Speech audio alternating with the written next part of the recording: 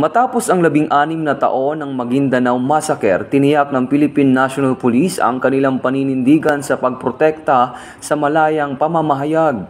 Kasabay nito, nangako ang Presidential Task Force on Media Security na ipagpapatuloy ang pag-aresto sa mga natitirang sospek at pananaguti ng mga sangkot sa krimen.